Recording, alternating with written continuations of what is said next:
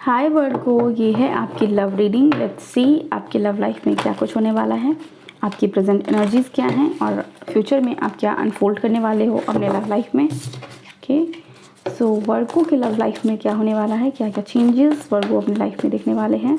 Angel guides divine, please tell me Virgo का present situation क्या है। Present situation, thank you. We have page of pentacles, रिश्ते की नई शुरुआत, at work, 8 of swords, 10 of swords, future क्या है, 3 of swords, oh my god, we have 6 of cups, okay, एक ही कार्ड है ना, हाँ।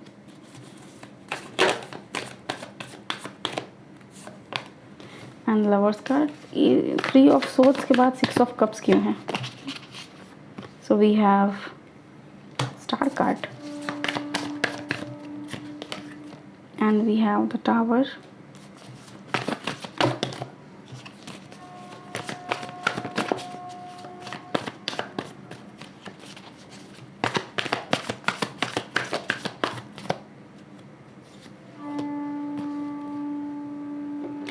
आप में से कुछ लोगों के जो एक्स पार्टनर थे वर्गो, उनके साथ आप रिकॉन्साइल करने वाले हो।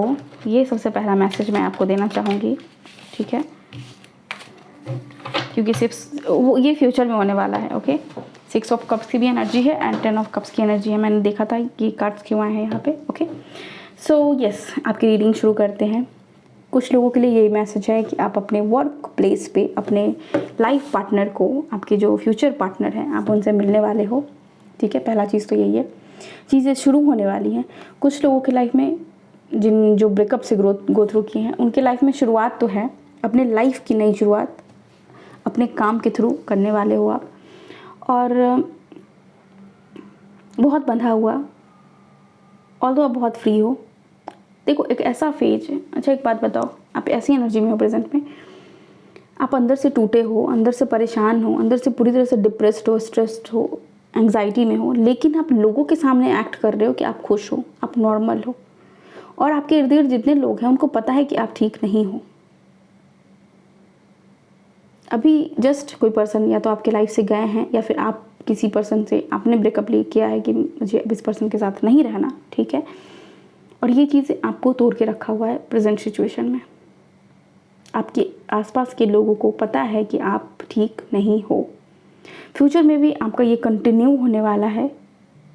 3 ऑफ स्वॉर्ड्स है यहाँ पे, जो बोल रहा है कि आपको सपोर्ट रहेगा। जो आपके कलीग हैं, जो आपके आसपास के लोग हैं, वो आपको आपके आसपास तो रहेंगे, लेकिन फिर भी आप अकेला फील करोगे। लिटरली कहीं जाके आप चीखने वाले हो। मतलब होता नहीं कि चीख चीख के रोना। अगर आप अकेले भी अपने रूम में रहते हो तो आप चीख के रोते होगे। देखो बच्चे, ऐसी एनर्जी में मत रहो, क्योंकि लाइफ में बहुत ही खूबसूरत रिश्ता आपके लिए आ रहा है, ठीक है। और ये खूबसूरती फ्यूचर में तभी आपके लाइफ में आएगी जब आप अपने आप को स्टेबल कर पाओगे इमोशनली, ठीक है। नहीं तो वो अपॉर्चुनिटी आएगी भी तो आप उसको छोड़ दोगे। कुछ लोगों के लिए लिटरली है कि उनका जो एक्स है, जो पर्सन आपका दिल तोड़ के गया, वो पर्सन आपकी है, क्योंकि आप उस पर्सन पे स्टिक रहे कि मुझे यही पर्सन चाहिए, मुझे यही पर्सन, इसी पर्सन से शादी करनी है, यही मेरे लिए द राइट वन है, ठीक है। और वो जो भी आप लोग के बीच में हो सकता है कि कुछ एक छोटी सी बात हुई हो, उतना बड़ा सा रहा भी नहीं हो और अलगाव हो गया हो, बट यहाँ पे फ्यूचर में मेरे को दिख रहा है कि कुछ लोगों के लिए तो वो पर्सन ही वापस आ रहे हैं जिसके साथ आप एक हैप्पी फैमिली, एक बहुत बड़ी फाइट एंड देन आफ्टर एक हैप्पी फैमिली, हैप्पी लाइफ आप क्रिएट करने वाले हो। और कुछ लोगों के लिए ऐसा है कि आपको ज़रूरत है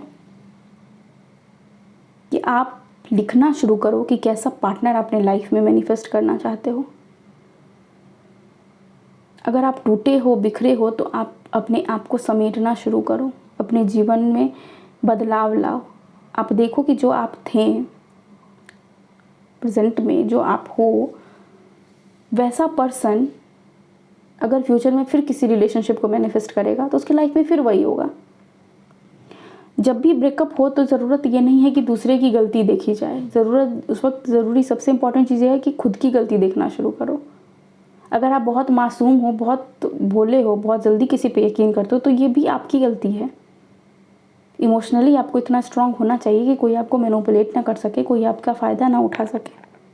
और अगर कोई पर्सन ऐसा करने में कामयाब हो जा रहा है तो वो गलत है। अगर आप ही ऐसे पर्सन हो जो ऐसा कर पा रहे हो, आपके अंदर इतना स्किल है कि अरे ये तो गया चाहे गई, इसको तो क्या हुआ, कुछ दिन रोएगा फिर मेरे पास आएगा। आजकल की लड़कियां भी ऐसा करती हैं, लड़के भी ऐसे करते हैं,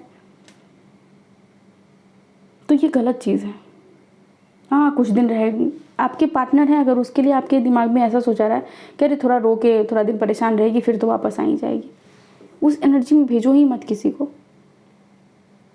आपकी वजह से किसी का दिल नहीं टूटना चाहिए, ना ही किसी और की वजह से आपका दिल टूटना चाहिए। बहुत कीमती है ये दिल आपका, इसको संभाल के रखो, इसको ऐसे टुकड़ों में मत बांटो, क्योंकि टुकड़ों में बंटने के बाद उस पर कितने भी स्टिचेस आप दे दोगे ना, वो जो एक दाग है वो बना हुआ रह जाएगा, और वो दाग आपको जीवन भर बार बार आपको पोक करेगा। ठीक है, तो यस, थोड़ा सा वाइजली आपको यहाँ पे सोचने की ज़रूरत है, अपने रिलेशनशिप को लेके ट्रांसफॉर्म करने की खुद को ज़रूरत है। दूसरे को मत बदलो भाई, मैं आपके लिए वर्गो यही बोलूँगी कि आप दूसरों को मत बदलो, आप खुद को बदलो। आप पैटर्न चेक करने की ज़रूरत है आपको कि आखिर ऐसा क्या पैटर्न है कि मेरी लाइफ में पार्टनर तो मैनिफेस्ट होता है बट वो हमेशा कुछ दिन तो मेरे साथ रहता है फिर वो मेरे से दूर क्यों जाता है, आखिर क्या रीज़न है इसके पीछे। आपको इस चीज़ के पीछे झांकने की ज़रूरत है। किसी एक पर्सन को लेके ज़्यादा ऑब्सेस्ड भी होने के लिए यहाँ पे आपको मना किया जा रहा है। ठीक है,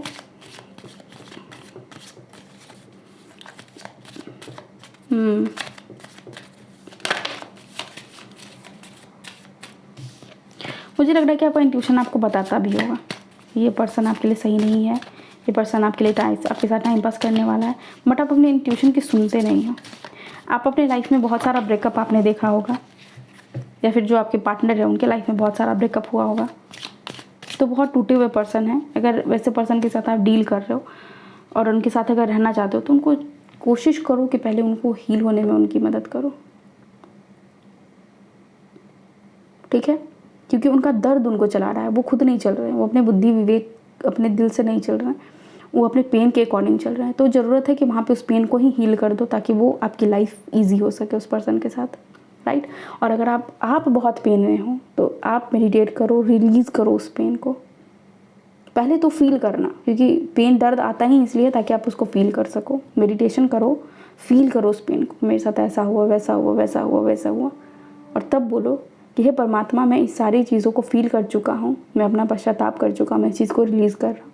आपकी गलती है नहीं है कुछ फ़र्क नहीं पड़ता, आपको सिर्फ इतना बोलना है, right. Okay, polarity, integrate your shadow aside, there can be no light without dark, understand the law of polarity. Yes, वो जो मैंने कहा ना कि पर्सन को आपको समझने की ज़रूरत है। अगर आप को किसी को पसंद, तो आपको ये समझना होगा कि यार दुनिया में कोई भी ऐसा इंसान नहीं है जिसके अंदर ये चीज़ ना हो, जिसके अंदर दुख तकलीफ़ नहीं हो, जो वुंडेड ना हो। हर कोई किसी न किसी तरह से है। तो वहाँ पे आपको अगर आप उस पर्सन से बहुत अपोजिट भी हो तो आपको ये समझने की ज़रूरत है वो पर्सन जैसा है उसको वैसा एक्सेप्ट करो, आप जैसे हो वैसे वो पर्सन आपको एक्सेप्ट करेंगे। ठीक है, दिन रात के जो सामंजस्य है उसको समझने की ज़रूरत है कि दिन है तो रात भी है। इट मीन्स अगर लोगों में कुछ अच्छाई हैं तो कुछ बुराइयाँ भी हैं, राइट। नेचर, ग्राउंड योरसेल्फ, इस मेडिटेशन की बात मैंने कही थी। कनेक्ट विद द एलिमेंट्स के साथ आपको काम करने की ज़रूरत है। मिट्टी को आप अपने हाथ में लेके आप मेडिटेट कर सकते हो, ज़मीन पे मिट्टी पे बैठ के आप मेडिटेट कर सकते हो, घास पे चल सकते हो, आप पानी के साथ बहुत देर तक शावर ले सकते हो, पानी के साथ जब आप पीते हो तो मेडिटेट कर सकते हो, पानी आप सामने में ग्लास को रख के मेडिटेट कर सकते हो। हीलिंग में बहुत हेल्प होगी आपकी जब आप अपने सामने में एक गिलास पानी रख लो एंड देन आप मेडिटेशन शुरू करो। ठीक है, और फिर उस पानी को किसी भी पौधे में डाल दो। ठीक है, कांटे वाले पौधे नहीं होने चाहिए। ठीक है, आप उसमें डाल दो, आपको बहुत ज़्यादा हील होने में मदद करेगी। ठीक है, आप फायर एलिमेंट के साथ भी काम कर सकते हो। फायर कैंडल जला लो एंड देन उससे थोड़ा सा दूर रखें हाथ को सेकने की, उसकी गर्माहट को फील करने की कोशिश करो। ठीक है, ये सारी चीज़ें आपको हेल्प करेगी। आप कैंडल जला के या फिर दिया लगा के आप मेडिटेट भी कर सकते हो। ठीक है, ओके, एक और कार्ड मैं लूँगी यहाँ से। Thank you. We have compassion, be general with yourself, अपने आप के साथ आपको बहुत ही प्यार से पेश आने के लिए बोला जा रहा है। Forgiveness will set you free,